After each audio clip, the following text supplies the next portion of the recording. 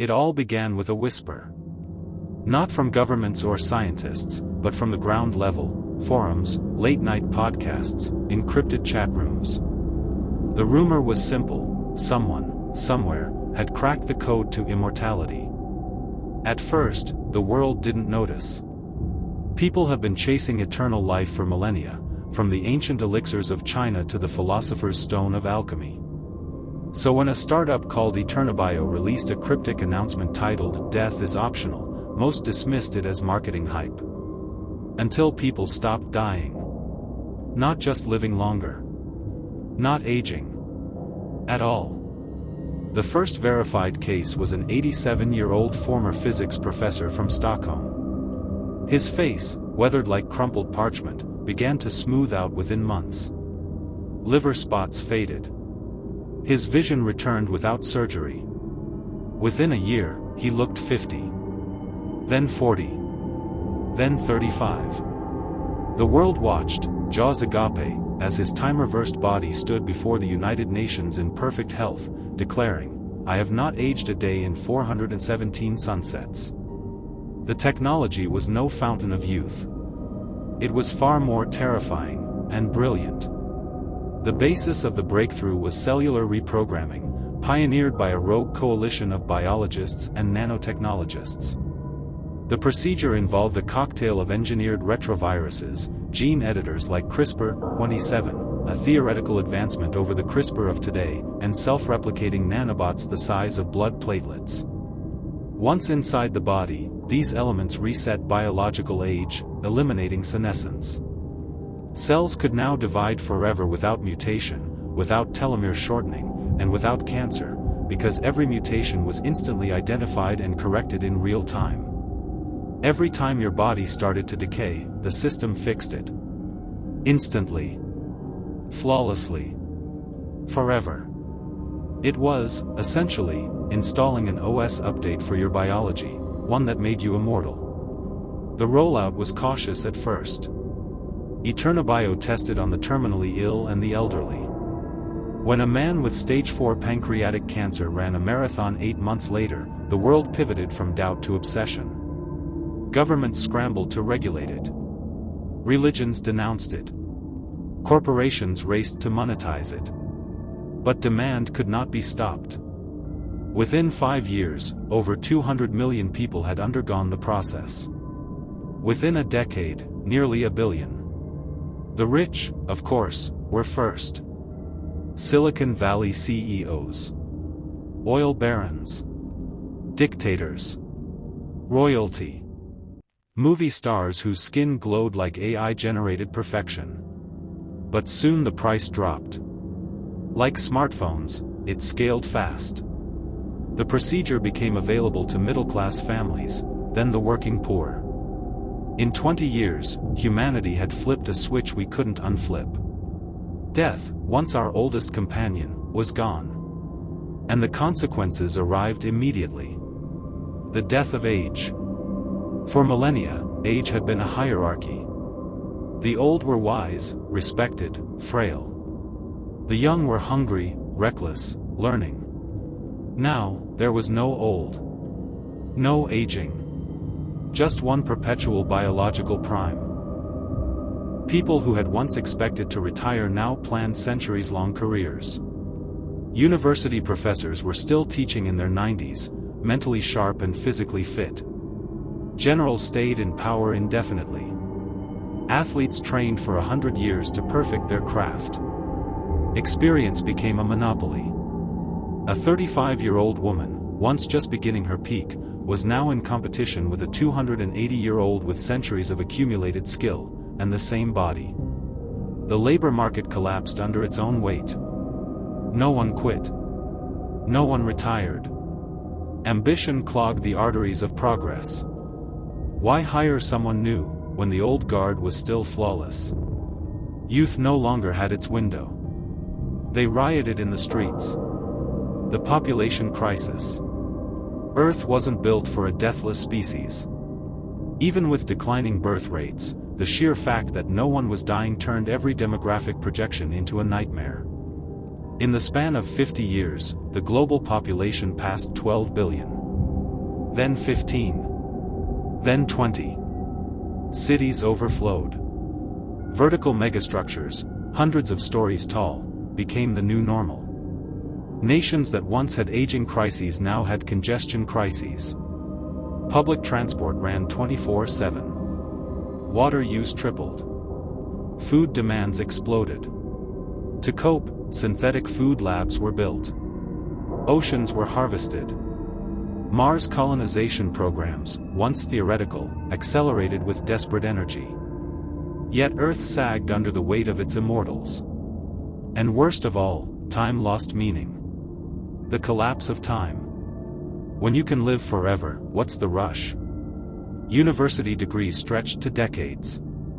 People explored careers like tourists, switching from quantum engineering to deep-sea archaeology to performance art, just because they had time. Relationships drifted. Marriages rarely lasted more than a few decades now, because why bind yourself for eternity? Divorce became routine, friendly even. See you next century became a common farewell. Art flourished. So did boredom. The concept of urgency vanished. Without death, there was no need to hurry. No final chapter to race toward. No legacy to chase. No reason to have children, unless you just wanted to. And many didn't. Birth rates plummeted. The only growth came from those choosing life over extinction. It was the inverse of Darwinism. Those who wanted forever got it. Those who craved purpose through brevity faded into historical footnotes. The rise of the infinite class. Immortality didn't stop at health. Once humans could live forever, their ambitions expanded in terrifying ways. Imagine someone running a trillion-dollar corporation for 400 years. Imagine an immortal dictator ruling with perfect memory and no succession plan. Imagine scientists who worked on a single idea for centuries. Power, when coupled with infinite time, became invincible. A new class emerged, the infinite. Not just rich. Not just ageless. But embedded into the fabric of every global system. These were people who remembered the 21st century like it was last week, yet still controlled the future like gods. They did not age. They did not die. And they never gave up power. A global rebellion began to stir. Whispers of reversal. Not everyone embraced immortality. Across the world, underground movements grew, people who saw death not as a curse, but as a vital part of what it meant to be human. They called themselves the Finites. Their philosophy was simple: life only has meaning because it ends. They painted murals of skulls. Composed symphonies of silence. Held mock funerals for lost concepts like urgency, goodbyes, and last chances. Then came a whisper of a weapon, a deprogrammer, capable of reversing the Eternobio process. A way to die again. The Infinite declared it terrorism. The Finites called it liberation. And somewhere, in the neon shadows of a 200-story megacity, a small group of rebels prepared to release it. The world was about to learn that even when you kill death, you can't erase the fear of it. The sky over New Istanbul pulsed with aurora-like streams of artificial light, biosynthetic gas lanterns tethered to autonomous drones painting the skyline in fluid hues. Far below, buried in the chrome veins of Megablock 742, the Finites prepared for their next move. They called it the Reset. A plan to break the immortality chain. Not through violence, but through choice, by giving people a way to truly die again. Because it turned out that no one had asked humanity what it wanted.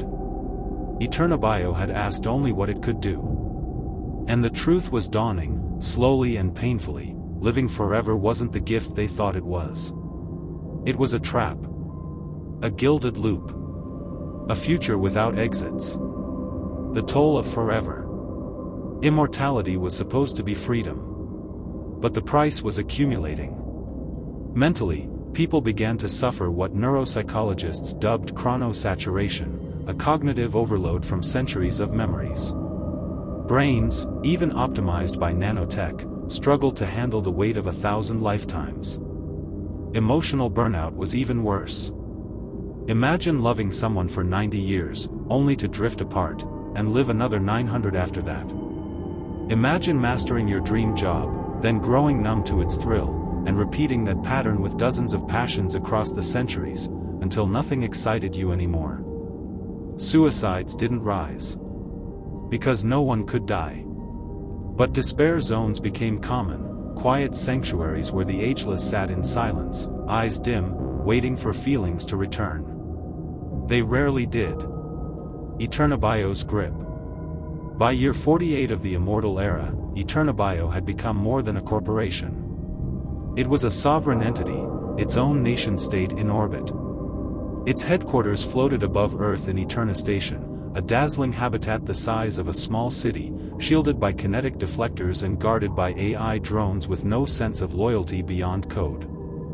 There, the Infinite ruled. The top 0.001% of humanity, those who'd first taken the treatment, and had never once looked back. Their influence touched everything: economy, education, even weather control. They didn't hold power democratically. They were the system. The problem wasn't just that they wouldn't die. The problem was they wouldn't leave. And younger immortals were getting restless. The underground, echoes of mortality. Beneath the towering pleasure palaces of Neo-Tokyo and the glass deserts of the Sahara spires, a resistance formed. The Finites began in philosophy. They became a movement. Then a revolution. Their base of operations wasn't on Earth, but on the Moon. In a forgotten Soviet excavation site known as Luna 9, reactivated and turned into a cryo-shielded bunker they called the Hollow Heart. It was here that the deprogrammer was perfected. Not a weapon, not poison, but a viral chain reaction designed to disable the nanotech in immortal bodies. It restored cell death. Allowed aging. Allowed choice. It gave people their mortality back. And it terrified the infinite. The choice virus. The deprogrammer virus was brilliant. Delivered via audio waveforms and biometric signal triggers, it could spread invisibly through neural implants and biometric clouds. It didn't force mortality, it offered it. Each infected person experienced a moment of silence. One heartbeat where time resumed. Where aging returned, and they could decide. Continue forever. Or live naturally, and eventually die. That's it. Just a choice. But in a world where no one had faced that choice for over half a century, it was a bomb. When the Finites launched the first wave in year 51, 12 million people accepted death within 24 hours. It shocked the system. And it proved one terrifying truth. Immortality was never truly wanted by everyone. The war without guns. Eternabio didn't respond with bombs or drones. They used influence. Media systems flooded with stories of deprogrammed individuals succumbing to pain, sickness, regret.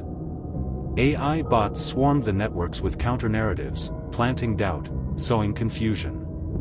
They launched NeuroGuard, a cognitive firewall to block the choice virus, installing it in every update to personal operating systems. The Finites countered with stealthier strains, hiding in language, in music, in ancient poetry. One virus was hidden inside the verses of a Sufi mystic song broadcast across lunar radio. By year 56, a third of humanity had taken the choice virus. 1 in 5 chose to age again. And a fracture split humanity down the center. Love in the age of immortality. While the world tilted between forever and finite, the most human battles were deeply personal. A woman named Sarah, aged 123 but looking 28, fell in love with Jace, a man who had chosen to grow old again. She watched him age over the decades, his hair silvering, his back stooping, his eyes gaining that quiet depth time carves into us. They argued. Fought. Wept. She couldn't understand his choice. He couldn't understand her fear. And yet, they loved. Until he died, at 91. She held his hand. Felt its warmth fade. Watched him go. And something in her changed. She returned to Earth. She took the choice virus. And aged, at last. Because she realized, love only matters because it ends. Children of the finite. A curious side effect of immortality was the collapse of reproduction. Why bring new life into a world that never ends? But once people began dying again, they began creating again. Births surged in finite zones. Children who would grow, laugh, fall, die. And because of them, time mattered again. People started keeping calendars. Counting birthdays. Celebrating firsts. Entire cities restructured themselves around the now rather than the forever. Schools reappeared. Art flourished, not for legacy, but for the moment. And stories returned. Because stories need endings. The infinite response. Eternabio tried a final tactic, the memory purge. They offered immortals a way to forget, to wipe their minds every few centuries and start anew, free from the crushing weight of memory. Some accepted. Others recoiled. The idea of losing who you were, just to keep going, felt like a second death. And the resistance gained more ground. The end of the beginning. By year 62, the war ended without a shot. The world didn't split, but adapted. People could choose. Immortality was no longer default. It was one of many paths. And humans, in their infinite variability, scattered across the stars, some living for centuries, others living for just decades, all with meaning again. A new species emerged. Not defined by death. Not defined by life. But by the freedom to choose both. The world had changed. The year was now 2430. The last natural death was recorded 312 years ago. Disease had long been a concept for history books, aging had halted at the prime of youth, and the memory of funerals faded like an ancient myth. Humanity had conquered mortality, but not without cost. Chapter 1, The Vanishing Bonds. It was subtle at first. In the early centuries of immortality, people still clung to old customs, marriage, friendship, the sanctity of life. But permanence is a strange thing. When every moment becomes infinite, nothing feels precious anymore. Juno, born in 2105, had been married 6 times. Not out of tragedy, but boredom. She'd watched her partners change, not physically, but emotionally, their interests drifting across decades, centuries. Love no longer burned, it simmered endlessly, and eventually, it faded. Relationships became provisional. Contracts replaced vows, stipulating 50 or 100-year terms. Some called it freedom. Others called it the death of intimacy. Friendships fared no better. As the centuries passed, people stopped relating to those born before or after their own era. They developed generational bubbles, clusters of people born within the same 20-year window who could understand each other's cultural context. With the population scattered across orbital habitats, Martian colonies, and deep-sea cities, those bonds stretched thin. Everyone knew everyone, and no one truly knew anyone. Chapter 2, The Culture Collapse. Art, once a reflection of fleeting beauty, struggled in the face of eternal life. What did you say, when nothing ever ended? Musicians who once crafted symphonies now created pieces that spanned days, weeks, decades. A painter named Elia began a mural in 2264, it was still not finished by 2430. With no deadline, the world lost its sense of culmination. Movies? Novels? Audiences became increasingly niche. Why watch a 2-hour film when you had eternity?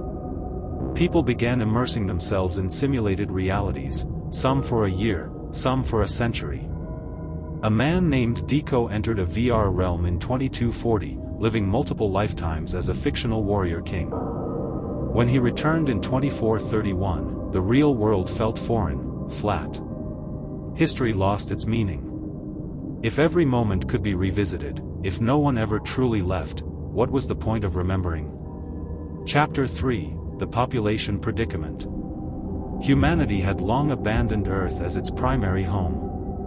Once immortality became widespread, space colonization accelerated, driven not by hope, but necessity. Earth's resources, even with advanced recycling, were never meant for trillions. Artificial birthing had been outlawed, and natural reproduction strictly licensed. Still, the numbers grew. Cities in orbit circled every planet in the solar system. Mars was a patchwork of domes. Venus had floating settlements. Titan, Europa, and even the Kuiper Belt harbored human populations. Yet for all the expansion, the crowding never ceased. People who once dreamed of legacy were now hoarders of time. Every new colony became saturated. Every new planet eventually felt small. Even time, that once precious resource, became something people tried to escape. To cope, people divided themselves. Some became Solarians, those who never left the inner solar system. Others, calling themselves the Outerborn, drifted into deep space on generation ships, despite their immortality. Their goal wasn't exploration, but isolation. Some chose eternal sleep, encasing themselves in stasis, waiting for a future that might feel new again.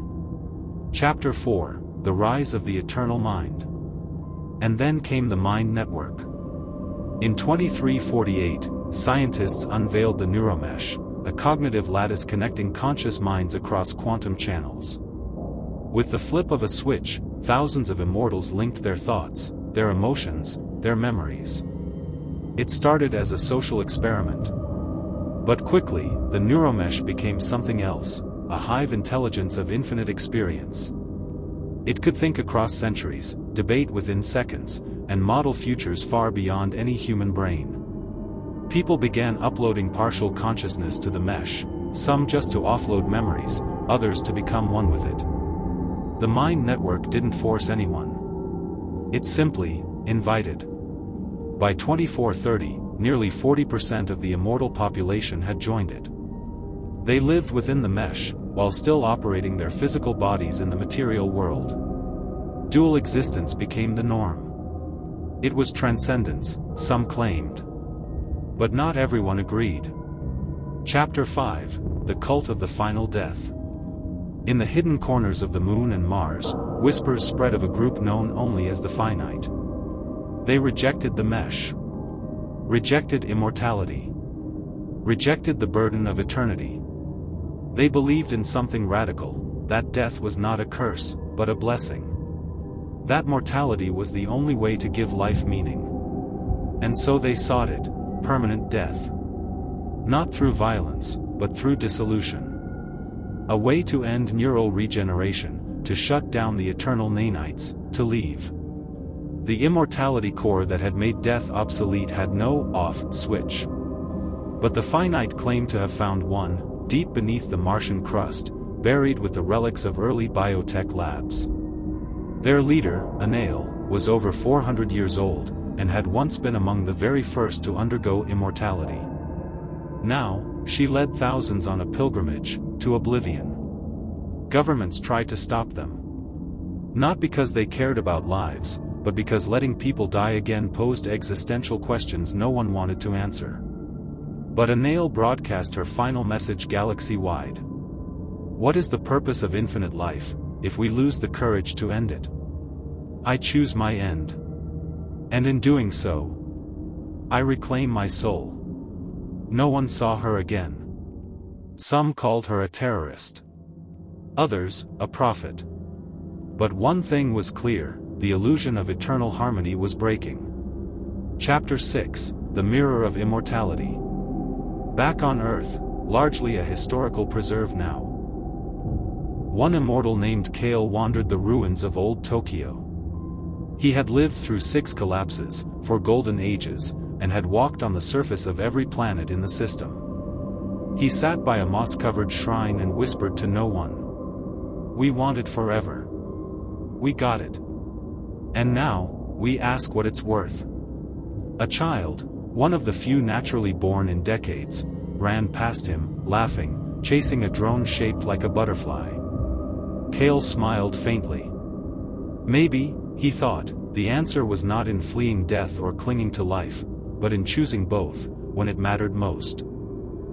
The year was 2601. Humanity had lived without death for more than 5 centuries. Wars had stopped, not because of peace, but because nobody could die.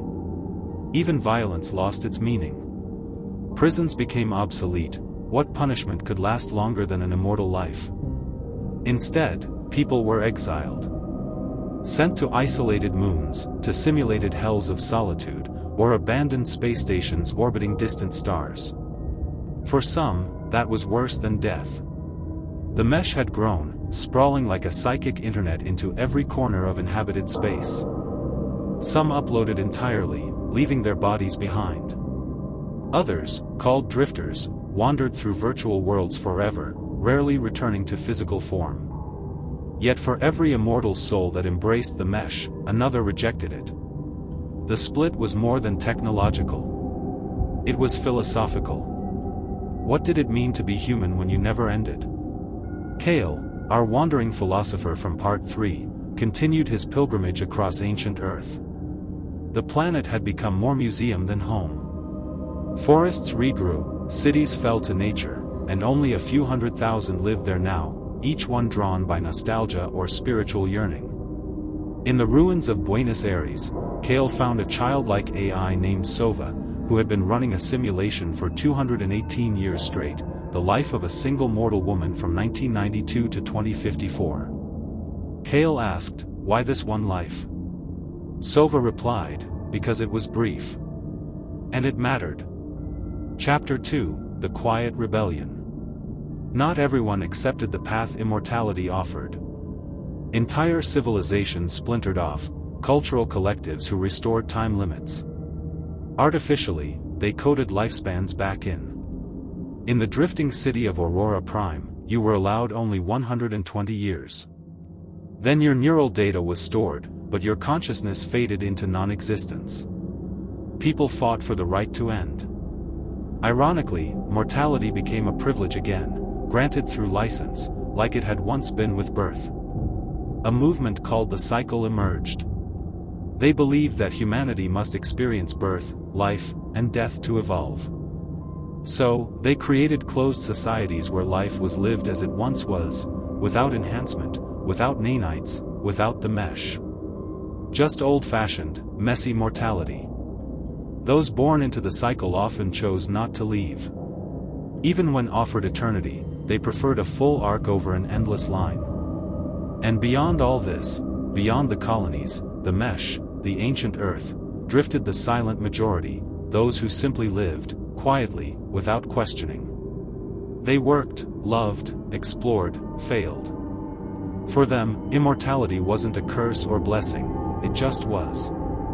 They were the gardeners of Saturn's rings, the composers of Jupiter's storms, the architects of Venusian cloud cities.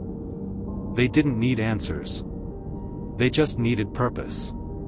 Chapter 3, The Return of Death. Then came a discovery. In a star system 70 light-years away, a probe from the mesh encountered something strange, a civilization that had once been immortal and had chosen extinction. The probe decoded fragments of their records.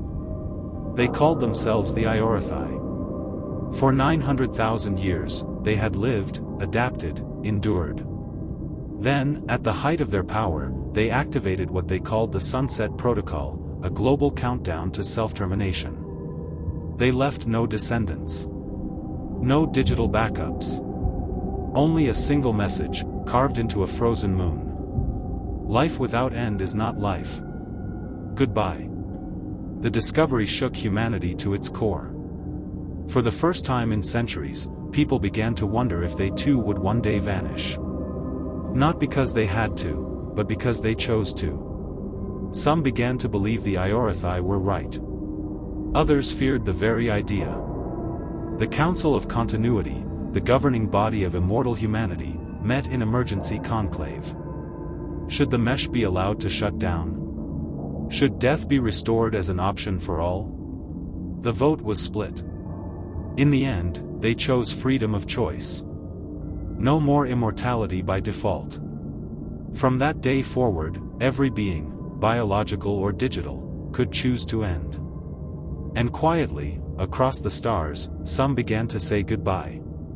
Chapter 4, The Long Goodbye. Kale, now nearly 600 years old, returned to the place he was born, a coastal town that had long since been swallowed by the sea. He stood at the edge of the Atlantic, speaking to no one and everyone at once. We reached for forever because we feared the dark. But maybe the dark was never the enemy. Maybe the enemy was forgetting how to live. He didn't deactivate his immortality. Not yet. But he didn't reject it either. Instead, he planted a tree. A single oak sapling, genetically old-fashioned, that would grow, age, and die within a century. People gathered around it. At first, just a few. Then thousands. Then millions, through live stream and mesh broadcast. It became known as the Tree of Endings. A symbol that even in a world without death, endings could still have meaning. Chapter 5, The Echo That Lingers. Centuries passed. Some civilizations ended, others rose. The mesh evolved, becoming less of a hive and more of a memory library. People stopped uploading fully. They lived, loved, and left stories behind. By the year 4000, immortality still existed, but it was rare. Most people chose lives with limits, shaped by choice and growth. Kale, having lived for 1,215 years, became the last of the first immortals to deactivate his nanites. He lay down beneath the Tree of Endings. And before his neural processes stopped, he whispered into the mesh one last time. Let us not be afraid of endings. For they are what give birth to everything we cherish. The world paused. Then moved forward.